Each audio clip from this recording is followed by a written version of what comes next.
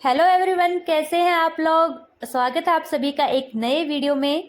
तो आज हम सीधे टॉपिक पे बात करेंगे। ज़्यादा बड़ा वीडियो नहीं है लेकिन बहुत ज़्यादा इम्पोर्टेंट है। गर्मियाँ चल रही हैं, अप्रैल का महीना है और धीरे धीरे गर्मियाँ बढ़ती ही जाएंगी। तो तेज़ गर्मी से हम अपने पौधों को कैसे बचाएं, ज़रूरी टिप्स हैं, बहुत इंपॉर्टेंट पॉइंट है। तो वीडियो में एंड तक ज़रूर बने रहना, आपको काफ़ी हेल्प होगी इससे। जिससे देखिए मेरी सब्जियाँ कितनी हरी भरी है, आपकी भी ऐसे ही रहेंगी। तो सबसे पहले तो आप जो बेल वाली सब्जियां लगा रहे हैं उनके लिए कोशिश करें कि अगर आप जुगाड़ को ऐसा कुछ बिठा पा रहे हो तो जो मचान बना रहे हो उसको थोड़ा निचाई पे बनाएं, ज़्यादा ऊंचा ना बनाएं। और अगर कोशिश है तो आप उसे मचान पे भी ना चढ़ाएं, नीचे रखें। वो मैं इसलिए बोल रही हूँ क्योंकि लुएं चलती हैं, बहुत तेज गर्म हवाएं होती हैं, धूप होती है, तो उससे बहुत ज़्यादा इफेक्ट होता है। और ऐसे झुरमुट में पसरी हुई रहेंगी बेलें क्रीपर की तरह, तो उनको ज़्यादा नुकसान नहीं होगा। नीचे उनके कुछ ऐसी चीज़ रख दीजिए कि वो डायरेक्ट मिट्टी में भी टच ना हो और छत के भी टच ना हो, और धूप मतलब उनको डायरेक्ट लुए भी ना लगे। ये चीज़ आप कर सकते हैं। दूसरी चीज़ ऐसी है कि देखिए कुछ बेलें मेरे पास भी मुझे ऑप्शन नहीं है, जैसे ककड़ी की बेलें मैंने ऐसे छोड़ दी है, एक दूसरे पे पसरी हुई हैं। लेकिन ये जो कद्दू की बेल है, तुरई की बेल है, इनको मैं ऊपर ही चढ़ा रही हूँ क्योंकि इतना ज़्यादा जुगाड़ मेरा नहीं बैठ रहा है। तो काफ़ी ज़्यादा बढ़ेगी जो कद्दू की बेल है, इसलिए मैंने इसको ऊपर चढ़ाया है। और जो मचान बनाए उस चीज़ का भी ध्यान रखें, वो या तो रस्सी का बनाएं, रस्सी जैसे जूट की रस्सी या फिर कपड़े की जो रस्सी होती है उसी का।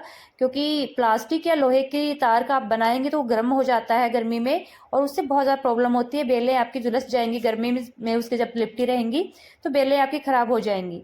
जैसे मैंने ये लौकी की बेलें सब कुछ तो कपड़े की रस्सी से बांधी और बाकी जूट की रस्सी से।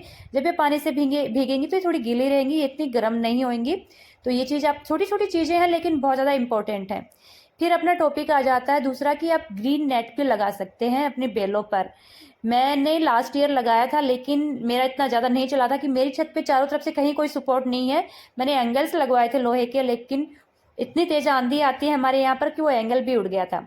अब मैंने कुछ इस तरह से सेटिंग की है इस साल कि इस बार शायद ये देखो ग्रो बैग्स हैं ये बड़े वाले, इनके जो बने हुए हैं, जो सेटअप बना हुआ इनका, इसके ऊपर लगा लूँ शायद, कंफर्म नहीं है मैं।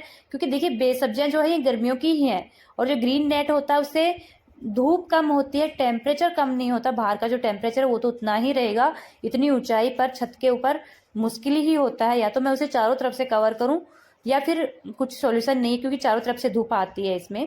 अगर ग्रीन नेट लगाते हैं तो 50% जो धूप होती है उतना ही लगाएं। फल जो सब्जियां दे रहे हैं, जो पौधे हमें जिनके फल लग रहे हैं, उनको 50% तो धूप चाहिए ही चाहिए। उसमें मतलब होते हैं परसेंटेज होता है कि आपको 50% धूप रोक सकते हो, 60-70 ऐसे रेशियो होता है। तो आप 50% का ही लगाए सब्जियों वालों के लिए। फिर आ जाता है अपना पानी, कि पानी हम कितना और कब कैसे दें। गर्मियों में देखिए बहुत ज़्यादा गर्मी होती है, पानी बहुत जल्दी सूख जाता है। तो कोशिश करें कि आप पानी या तो सुबह दें जल्दी, और या फिर आप शाम को दें, थोड़ा 5 से 6 बजे के आसपास दें। क्योंकि उस टाइम पानी, जो मिट्टी में पानी जाएगा वो मिट्टी अब्जॉर्ब कर लेगी। दोपहर में जो पानी दोगे वो पानी नुकसान करेगा सब्जियों को, मिट्टी गर्म रहती है और पानी डालोगे तो रूट्स डिस्टर्ब होंगे, स्ट्रेस में आएंगी और पानी भी भाप बनकर पूरा उड़ जाएगा।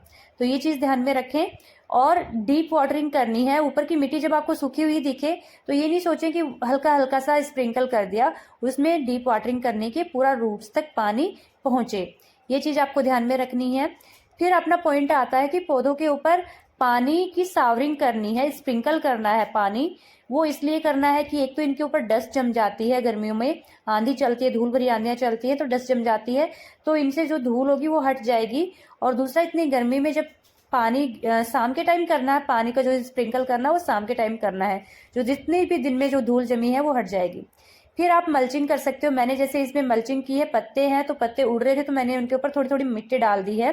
तो आप मल्चिंग कर सकते हो। मल्चिंग आप पत्तों से, या फिर कुछ भी घास वगैरह होगी आपके पास सूखे, या फिर पत्ते कुछ भी ऐसा हो, कार्डबोर्ड वगैरह, तो उससे मल्चिंग करें जिससे पानी उड़ेगा नहीं और मिट्टी आपकी नमी बनी रहेगी।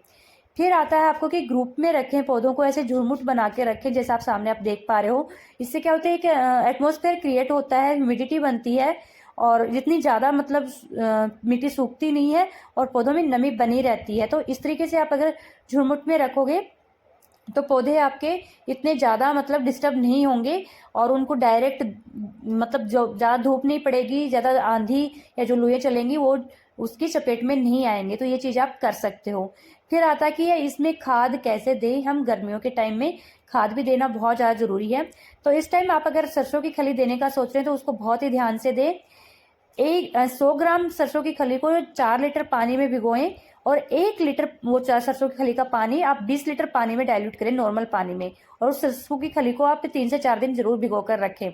अब ये क्यारी है, इसमें देखिए क्रीपर ही है जो खरबूजा और तरबूजा जो होती है इसकी बेलें मेरी ऐसी फैली हुई है सारी की सारी। तो मैंने इसमें लिक्विड फर्टिलाइजर आज डाला है। लिक्विड फर्टिलाइजर मैंने किसका डाला है, जो कंपोस्ट होता है आपके पास, कोई भी वर्मी कंपोस्ट है, गोबर का खाद है या किचन वेस्ट कंपोस्ट है या फिर फलों के छिलके हैं या सब्जियों के छिलके हैं, जो भी इस तरीके के हैं, उनको आप पानी में भिगो दें और उसका लिक्विड फर्टिलाइजर आप अपने पौधों में देते रहें, क्योंकि एक ठंडे भी होते हैं और साथ में इनसे पौधों को न्यूट्रिशन भी मिलता रहेगा। और बीच बीच में कभी कभी नीम ऑयल का स्प्रे कर दें या फिर सीवीड का स्प्रे भी करते रहें। इससे क्या पौधे आपके हेल्दी रहेंगे, क्योंकि ऑर्गेनिक गार्डनिंग में सॉल्यूशन नहीं है, ओनली प्रिवेशन है। Thanks for watching. मिलते हैं नेक्स्ट वीडियो में।